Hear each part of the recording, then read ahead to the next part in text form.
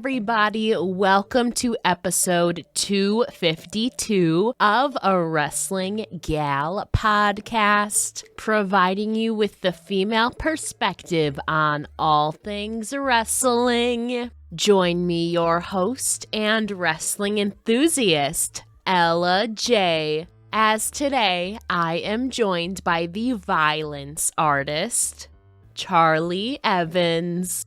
Now let's chat.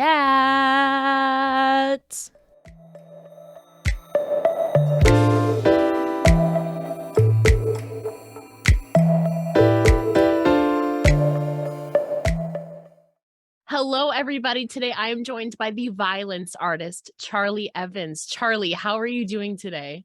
I'm great. How are you? I'm so excited to be chatting with you because you have a very special project coming up of yours. But before we get into that excitement of it all, I mean, you've had a truly exciting whirlwind of a past 9 months, traveling all across the world from the States to back to the UK and now back to home in Australia. So first of all, I mean, tell us all about that process and that plane ride on your journey back to the States for JCW back last year. Yeah, it was crazy. So Australia was completely locked down. They weren't letting anyone in or out. And I had to write to my government and get an exemption to leave the country. So me and Connor had tried like multiple times to get an exemption on it was like impacting my mental health to a degree, like not being able to be with him. And we tried that route like 3 times and it got denied. And then all of a sudden, Brett and Orange Crush were in my DMs asking like, hey, we have this idea that we want you to surprise him. Do you think we can make this work? And I said, I mean, look, we can try. And we got letters written up and, flights and everything and sent them off to the government. And I was like, if this fails, like, there's no way. Like, I've given you everything. You cannot deny me leaving. And yeah, they accepted it. And then I left like 30 days after that. So that was crazy. I was so nervous, obviously. And then the process of like meeting him and then having like 2 days where I was hidden in the showboat, couldn't leave my hotel room, like knowing that like my friends are like probably right next door, and then surprising everyone on the Saturday was crazy. Now, how long was that wait, like waiting on the government documents and all of that? Because it probably takes out at least a few weeks, right? If not months. So like it all depends on who you get, I guess, because the first time we tried it took like 2 weeks to come back, and that whole 2 weeks we're like, oh, we're so positive, I'm writing fucking affirmations every day of it getting approved. And then for it to come back denied was fucking soul crushing. And then trying it again and then like adding more evidence to it, like to try and get out, because I've had I knew another girl that applied for the same reason as me, and she got out. And so I just didn't understand why I wasn't. And then the application with GCW and JCW, honestly, it took like 24 hours. It was crazy. Like I applied for it, kind of forgot about it, checked my emails, and it was like accepted. And I was just stunned. I was sitting on my couch. I was like, and then like I ran into my roommate's room and him and his girlfriend were in there and I was screaming. They probably thought I was fucking dying or something. And then I was like, it got fucking accepted. I mean, that's really exciting. You finally getting to meet Connor. Of course, we got to see a bit of it in the documentary too. How honestly hard was that to keep a secret? It was so hard. I bet. Yeah. And then I was just so nervous because I was standing on that rooftop for like 30 minutes with Ali, and people would keep coming up, but it wasn't him. So I'd keep like, my heart would like fucking come out of my mouth.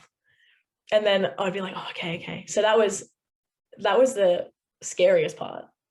That's so exciting though. And honestly, like, it feels like a fairy tale kind of like, you see stories. Like, I feel like you could write like a movie or a show about like just that story alone. Like, it's absolutely you coming all the way over from Australia to the States. Of course, you had a great run there. And after your time in the States, you returned back to the United Kingdom, including a reunion of my first memory of you was in Medusa Complex, by the way. So we finally got that reunion with Millie McKenzie for the first time in 2 years. It was a dark match, but Can you kind of describe that reunion and match against Wrestle Friends? As you described that as being grateful for that match against Wrestle Friends. So can you tell us more about that reunion and that moment for you? I was so happy. I wish it wasn't a dark match, but she's famous, so I mean, I get it. But it was. Hopefully one day they can put it out because it was so good. Like, it was just funny, and it was just us just having fun because, like, I knew I was leaving at that point. So, Yeah. and obviously really knew. I didn't tell a lot of people because I wanted to surprise everyone over here as well. So I didn't want to, like, someone accidentally fucking tweets it, or I don't know. But yeah, Millie knew, and then I messaged Dan and was like, hey, like, I'd really like to get one match in with Millie before I go. And he's like, okay, cool, yeah, absolutely. Who do you want to wrestle? And I thought, I was like, the only people that, like, really make sense is Jeddah and Erin. Erin wasn't wrestling at the time. She hadn't come back yet. So she had a baby and hadn't She's a mom now, yeah. I know. So she hadn't wrestled in nearly 2 years. And they were just so important to me and Millie, especially when we first started tagging. And we just learned so much from them, honestly. Jeddah is incredible. And so is Erin. Like, they're just so easy to wrestle because they've been around for so long. And I think it's such a nice mix between, me and Millie, who kind of do like to push the boundaries of how wrestling is perceived, especially with women. Yeah. And we have a very, like, hard style of how we wrestle. And so it was always really interesting mixing like our two different styles together with them. And they were so up for anything all the time. Like, and they always say, oh, we've learned so much from you, which is crazy because we learned so much from them. Like, I think it was nice and full circle. Like, Erin was my first match in Eve. So it was nice that she was also, like, my last. Not saying I'm never going to go back, but, like, my last for now. And then Jeddah was obviously, like, I love wrestling Jeddah. I love hanging out with Jeddah. She's great. She's fantastic. I mean, Eve champion right now, former tag team champion. Yeah, my literal first memory of you is you and Millie teaming against Wrestle Friends at Super She-Down when they played that in 2019. So that's literally my first memory of you. I was like, oh my God, this is going to be awesome. And I mean, Erin coming out for her first match after becoming a mom. Millie obviously is down doing her thing in NXT. You were all over in the Australia.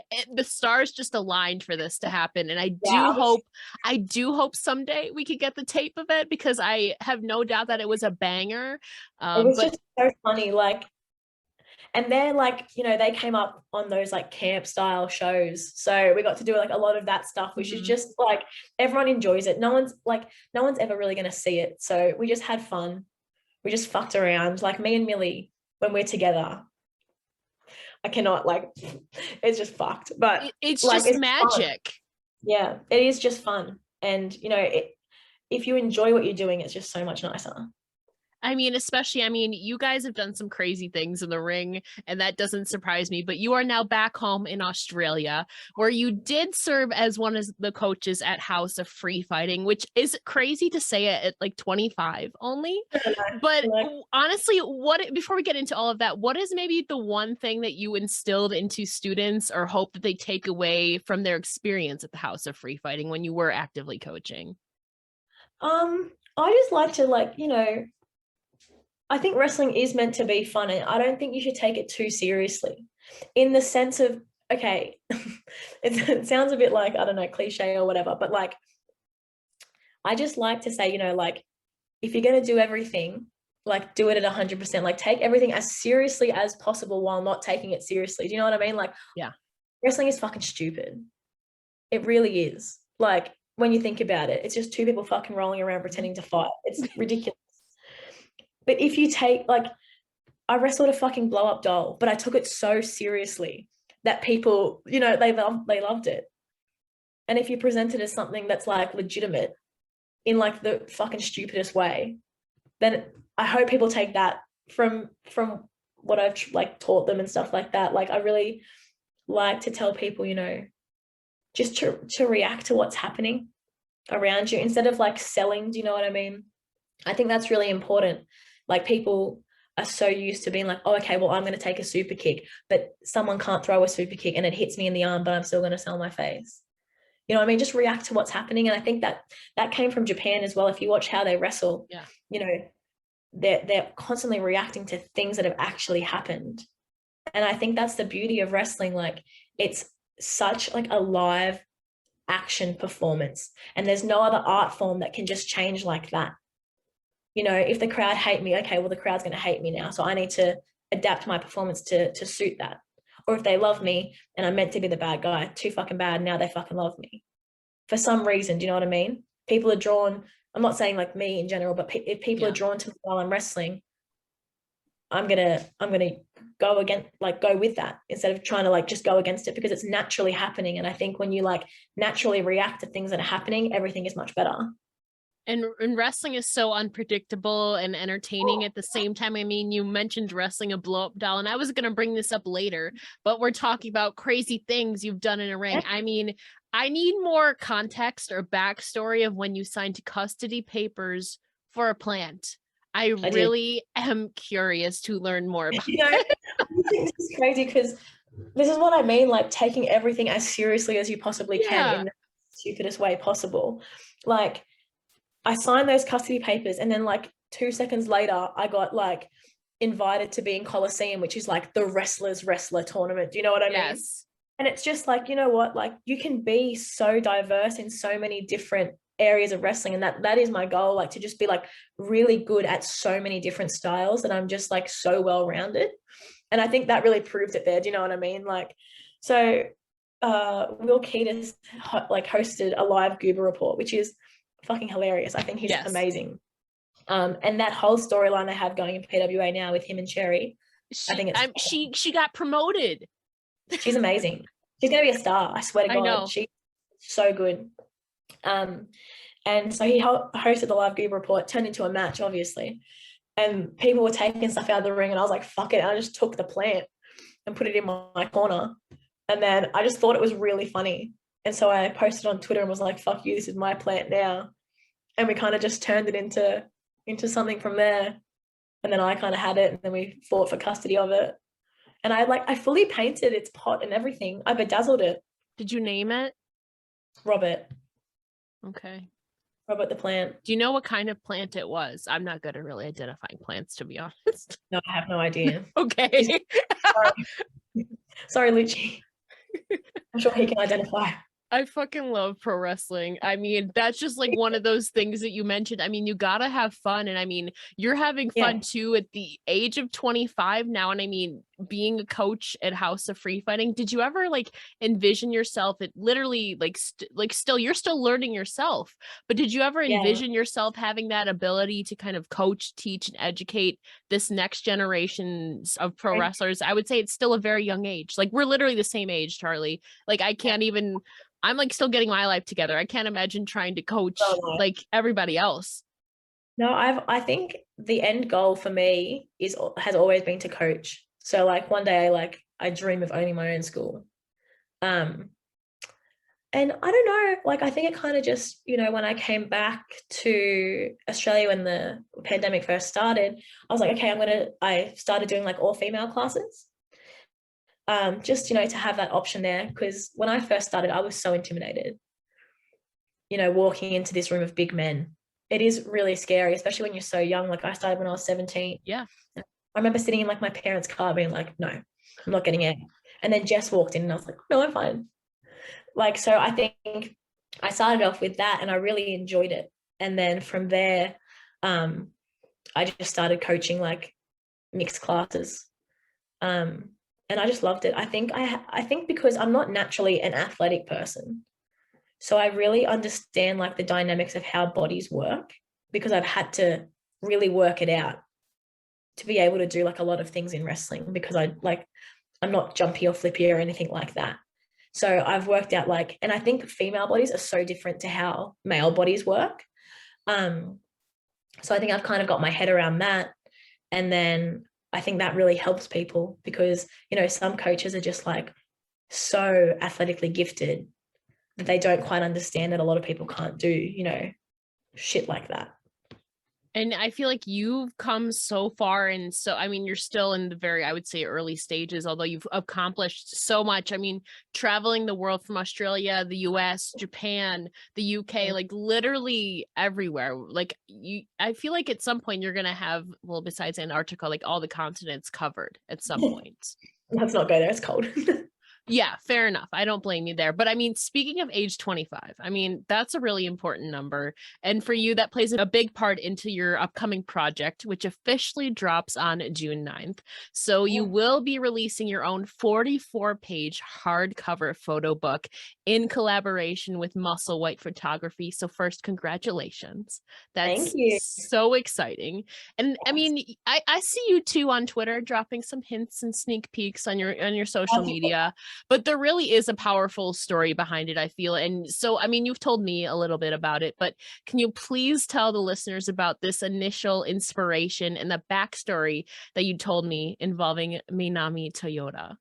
Yeah, so I was in Tokyo in Japan, and I had a few days off, and I would go and visit one of the wrestling stores there, and I would just like hang out. There's so much, like these stores are absolutely insane, and this one particular store has like boxes of just loose photos, and I was just sat on the floor like looking through them, and like there was a young one of Satomura, which was really cool to see, and then this one of Manami Toyota popped up, and she was like in this like leather bodysuit, and it was just so like, it was like perfect. Like I've never seen anything like it, because, you know, we used to, especially like the time that I was coming up, all these like the diva era, like portrayed like very sexualized, like over sexualized.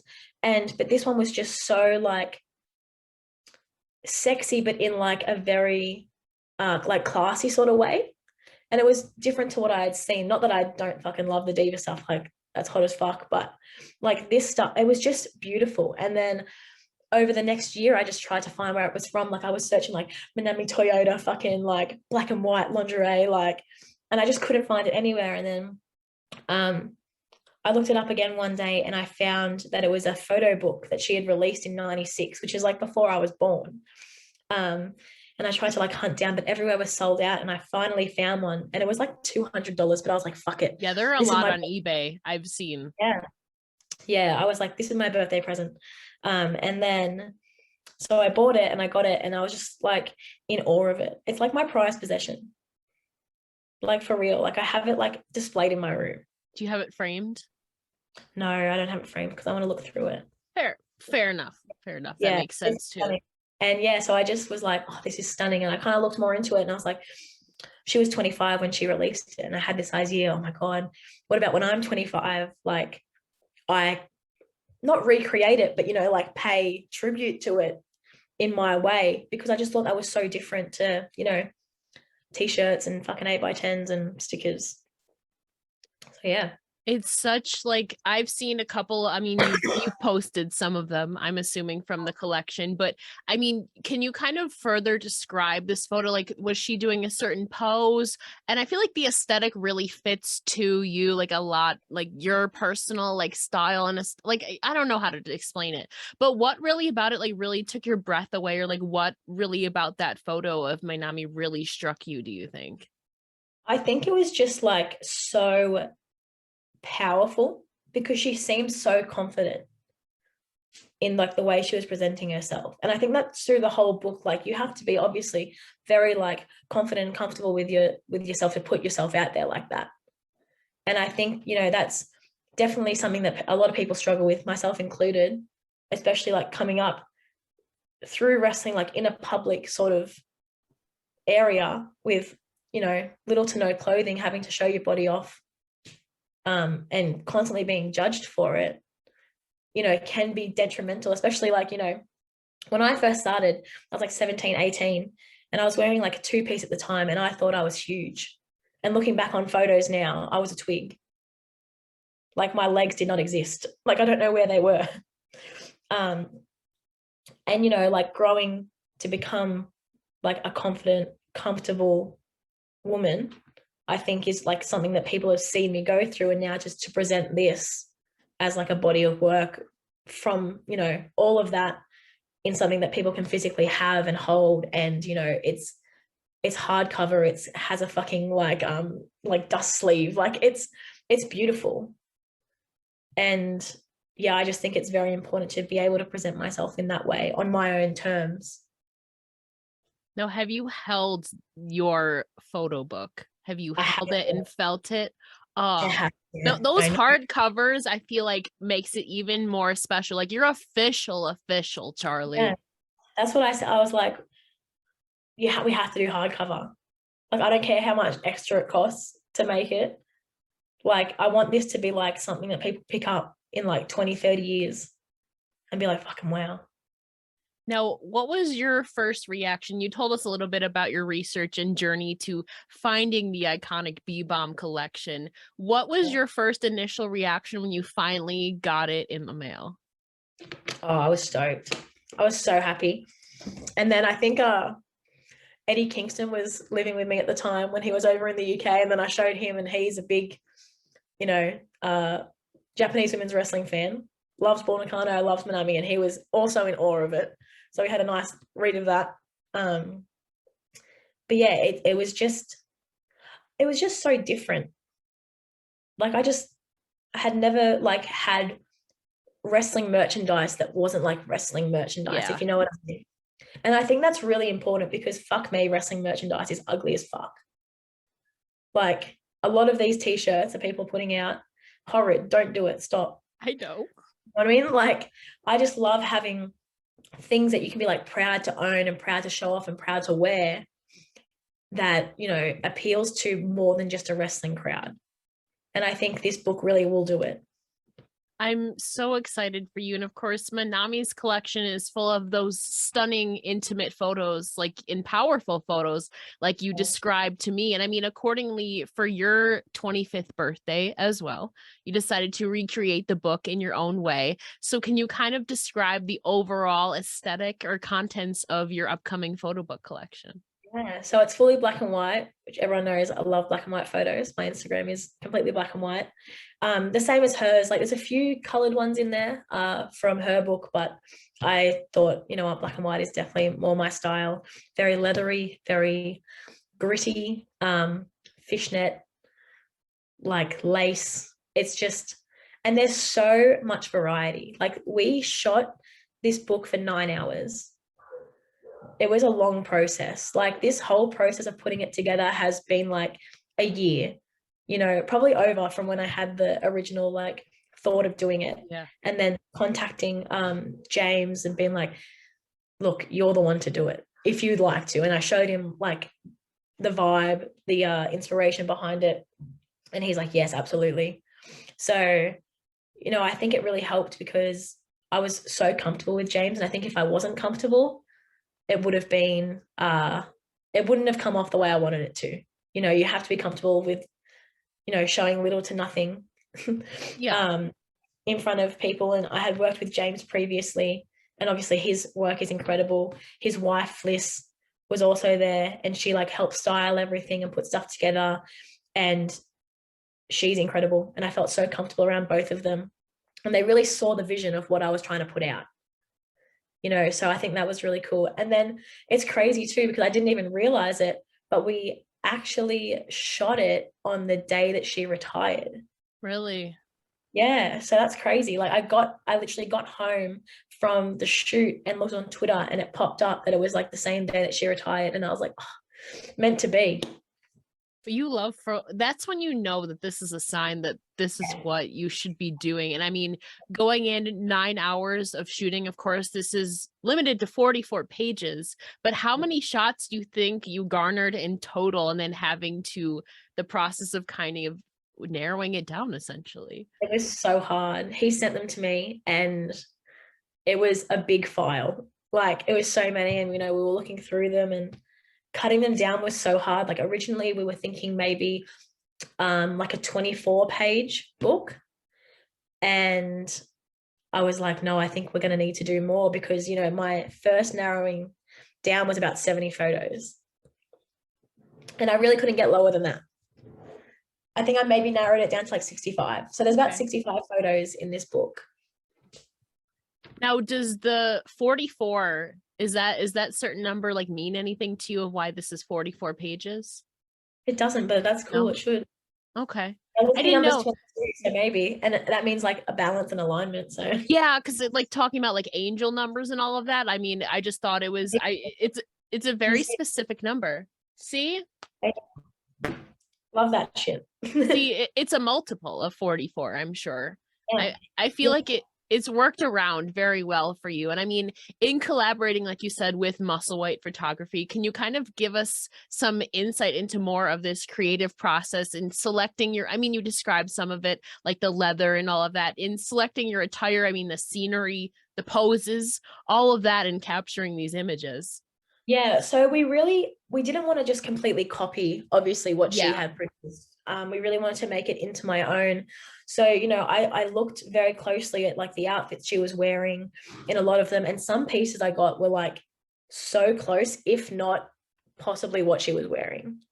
And they're stunning. I'll probably sell them later if anyone wants to buy them. And yeah, they were just beautiful, but then also like twisting it into things that I do wear. So like there's some really cool like grungy, more rock sort of style stuff, you know, like big platform boots. Lots of fishnet, love fishnet. So, you know, taking inspiration from her, but then also like making it my own, because if you're not comfortable with what you're doing, it's not going to come across. No, and kudos to you for not twisting an ankle in those platform heels, because I'm sure that was probably very difficult. Yeah, I got this one pair of boots and they were like over my knee high, and you could never wear them out anywhere, No. but they look incredible in these photos. Yeah, badass. I mean, Yeah. just like yourself. I mean, hardcore, like your sweatshirt says. Yeah, right. But what would you say is maybe the most challenging part of putting all of this together? I mean, obviously the time, narrowing down the photos, also going in with like the confidence of having to, you know, do all of that. But what would you say is the most challenging aspect for you personally? I think just having the confidence to actually release it. You know, I think having the confidence to take the photos is one thing, because, you know, you're in such an intimate setting. There was only the three of us there and very select people that have seen it outside of that. But then having the confidence to like fully share myself with, you know, whoever's going to buy this book, and then whoever sees the previews of it on the internet, because I am giving so much of myself out, you know. I think that's a scary thing, but I think it's also a really exciting thing to be so open with people and so, you know, inviting into who I am. Yeah, and I think that's one of the biggest risks we can take in life is being vulnerable and being open. And you've definitely done that with these intimate photos. And I truly, truly applaud you, because you have, whether you believe it or not, you have achieved something I have yet to do, and that's achieve or acquire self-confidence. I feel like we all have our own different journeys and all of that, whether you're faking it till you make it, I don't know. But obviously you have to have some level to really achieve this whole project. But maybe what would you attribute this confidence to? How do you think that you've reached this confidence within yourself? I just think, you know, like Connor has definitely helped me a lot. I swear to God. He's So awesome. much. Yeah. But also just, you know, coming to the realization that you like, this is who you are. This is the body you've been given, and, you know, cherishing it for what it is, because it's the only like vessel you have to live in. And, you know, treating yourself with like kindness and love. And then once you treat yourself like that, it'll come out. So I think, you know, obviously everyone's different, and some days are fucking terrible and other days are really great. And it's not a linear thing, you know, it goes up and down. But Yeah. you know, just realizing like this is who you are, and if you present yourself with confidence, you'll get that back. And I think it really shows. Like I used to just fake it till you make it. I swear to God, it works. In wrestling and in life. So yeah, I think that's definitely like the approach I took, and then just like being like loving and kind to myself, and seeing how much, you know, giving reassuring affirmations and shit like that really helps. And like you said, I mean, I feel like that kindness with yourself really coincides with self-care. And like you said, some of those are affirmations, but what does self-care, or like if you're having those off days, what really gets you back on track? I think, you know, just being kind to yourself, to other people, Going to the gym, that makes me happy. It makes me feel better. You know, wearing clothes that you're comfortable in and love. I think that's really cool. Yeah, just stuff that makes you happy. And everybody's, of course, everybody's definition of that is different too. But I mean, you're Absolutely. rocking the beanie, rocking the hardcore sweatshirt. I love it. And I feel like too, when you initially told me about this project, you said, and I quote, "I have a dream that someone like me will pick it up in 20 years and have the same reaction as I did with Manami's." So when you said someone like you, what did you mean? Can you elaborate? Anyone, you know, that male, female, in the middle, wherever you are, someone that just wants to like present themselves in a way that's so like authentically them and just have the confidence to do so. Doesn't have to be a wrestler. Like, this book really has nothing to do with wrestling. I just happen to be a wrestler.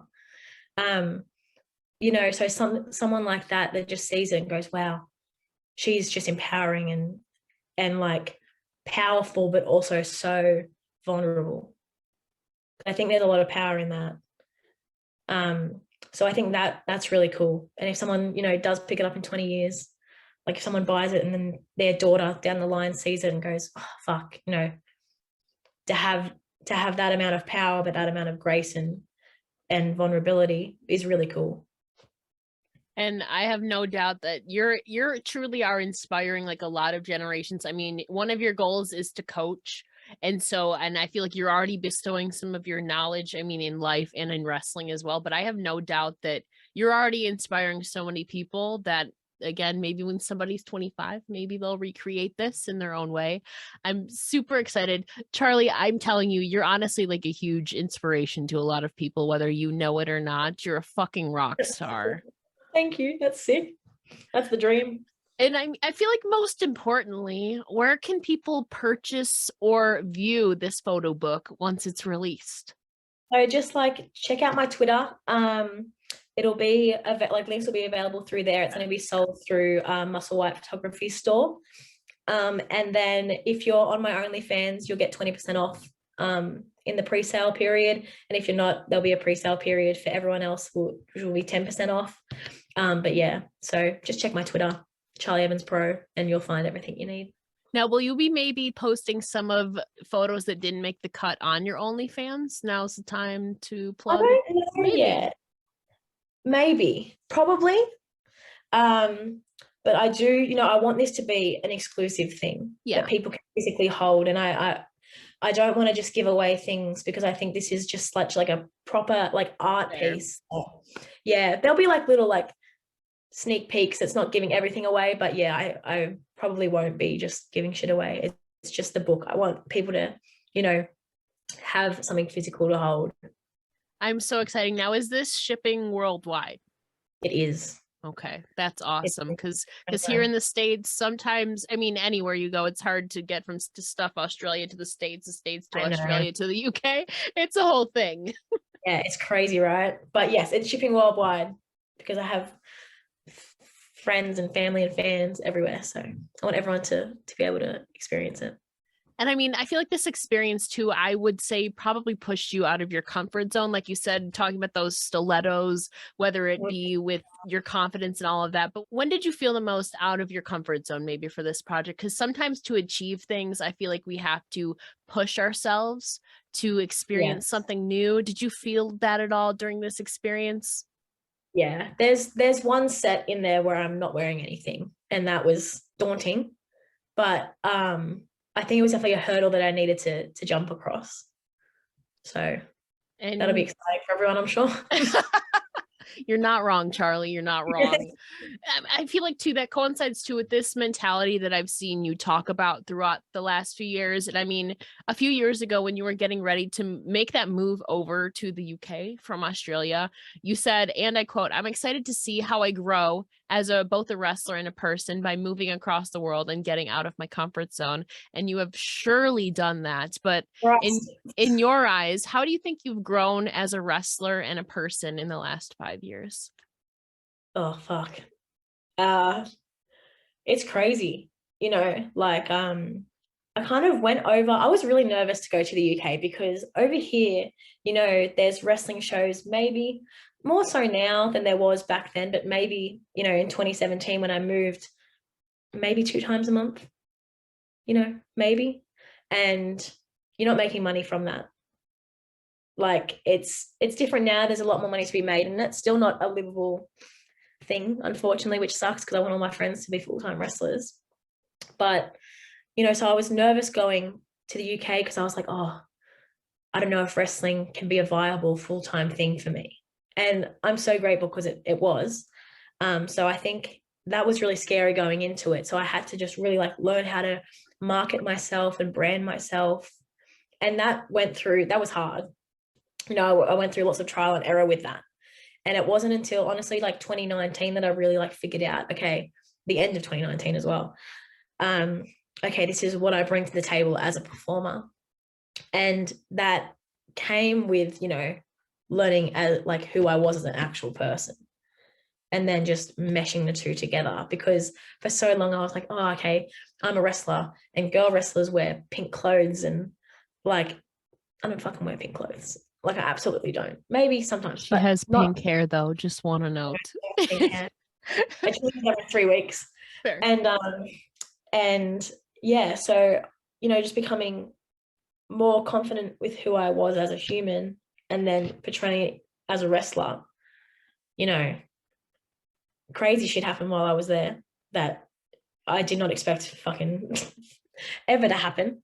But, you know, as much as some of that was really painful, and it shouldn't happen to anyone, but like it really molds you as a person and makes you a lot tougher and more selective with, you know, what you do in your life and who you want to be associated with. And especially too, I mean, moving like halfway across the world at like what, 21?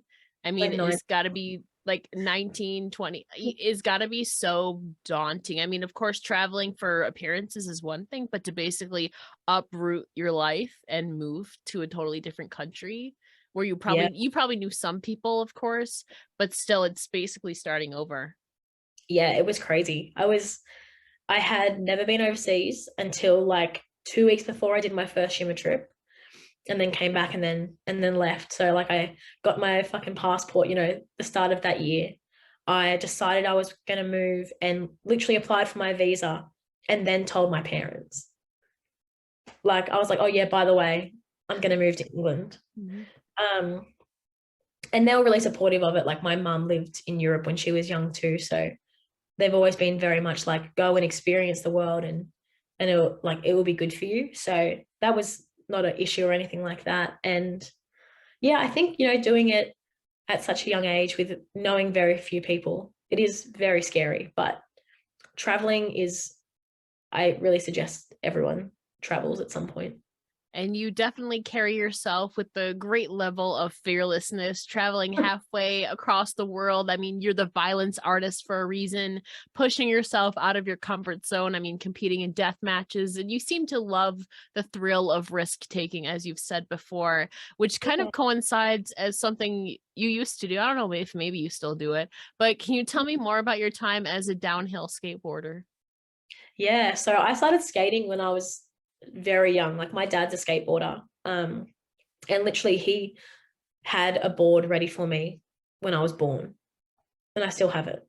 So from a very young age, you know, I was pushed into that, and I competed in downhill when I was like a early teenager to like basically up to maybe like right before I debuted in wrestling. So I was still doing it while I was training, but it was becoming harder to do it, you know, because they would do like competitions and races on the weekends, and obviously wrestling shows happen on the weekends. So I kind of had to drop out of that and like give wrestling my full attention. But yeah, I loved it. I still skate occasionally. I have like 3 boards in my car at all times, just in case.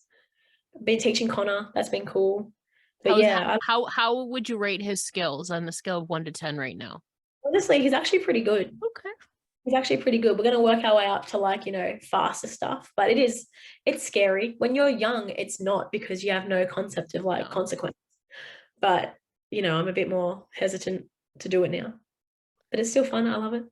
I mean, yeah, I mean, I would say be safe, but I mean, this is professional wrestling, and I mean, you take life with risk sometimes. Sometimes you got to take those risks. And I mean, shifting gears a little bit, I mean, you have cited we alluded to it earlier. You have cited Japanese wrestling as something that really captivated you throughout your lifetime, from Manami Toyota, and of course, your favorite Bull Nakano is certainly a huge part of that history. So for you, really, how surreal was it to not only wrestle but experience the culture of Japan? Oh, it was a dream come true, honestly. Since I first started, like that was like the goal. And I didn't know if I'd ever get there. Do you know what I mean? So I just think it was so, so cool. And especially to wrestle for Sendai girls. I think that was really sweet because, you know, Satomura invited me. Like it wasn't like oh, she has hype. Like she saw me wrestle and then she like came to me and was like, would you like to come to Japan? And I think that's just like the highest honor. Do you know what I mean? Like that's fucking crazy because she's so cool. And I had obviously like idolized her. Like when I saw the Gay Girls documentary and she like drop kicked the fuck out of that trainee, like I was like, oh my God. When I met her, I was so scared. But you know, like becoming friends with her and then having her invite me to Japan and being there with Millie, it was just amazing. Like I had been so many places, like westernized countries. Yeah. And then, which I really find, you know, when I first got to England, I was like, oh, this is pretty much the same as Australia. Like it's just colder. And then same with America, like they're all very similar. Like they have their differences, obviously, but stepping off the plane in Japan, you honestly feel like you're in a whole different world. Like it's just amazing. The people are so beautiful. They're so lovely. Everything is just so like nice and organized, and it's just completely different to where like anywhere else I'd ever been. Like I could drop my wallet in the middle of the street in Japan and come back 2 hours later and either it would still be there or someone would have hunted me down and given it to me. Like it's just such a different culture. Like everyone's just so nice and so respectful, and the wrestling is so hard. But you know, it forces you to like really like change and adapt and, you know, hit harder and take Be it. versatile, yeah. Yeah. And you know, I think that like really did influence me a lot. And then like, you know, really experiencing it and training and wrestling that style, I was like, okay, this is what I enjoy. This is what I love to do. And then taking, you know, a lot of that like Joshi style that I learnt with Sendai. And then while I was there, I became like a really big Pro Wrestling Noah fan, and like kind of meshing those two styles because they are pretty different. And just like meshing all that together. And I was like, okay, this is what I love to do, and kind of like working from there. And I mean, you've had such a journey traveling across the world. You have this full circle moment with Manami Toyota. And I mean, her title of her photo book was B Bomb. Do you have a title in mind for your official 44-page photo book? It's just going to be Charli Evans, but I really had the idea to do C bomb because like cunt, because See, Australia or Charlie. Yeah. It means Charlie, but like C bomb. Yeah. I thought that was really funny, but I was like, maybe we're not going to make a joke of this, so I didn't do that. That'll be the unofficial name, I feel like, C Bomb. I was like, fuck, that's so funny, and you know, people will get it. But yeah, Charli Evans will be the title. Okay. I mean, staying true to yourself and everything. I am so excited to see this when it officially releases on June 9th. And before I let you go, can you please tell the listeners where they can find you on social media, and once again, where they can find your amazing upcoming 44-page photo book? Charli Evans. So both my Twitter and Instagram are Charli Evans Pro, and all the photo book related things will be all linked there. It'll be available on the 9th of June via Muscle White Photography's online store. Worldwide shipping. It's going to be absolutely incredible. If you want a bigger discount on it, you can sign up to my OnlyFans, which is onlyfans.com/Charli Evans, and there'll be a 20% discount code for all subscribers. If not, the first few days will be a 10% discount code just for people that are in early. So yeah. What a badass woman. Very limited numbers too, so get in while you can. You really are a badass woman, Charli. I'm so excited to see this. And I mean, I truly believe 20, 25 years from now, somebody else is going to be picking up that book and be like, wow, I just feel it. That You're would be truly amazing. an icon, Charli. Thank you so much for joining me today. It's been an Thank absolute you. pleasure. Thank you.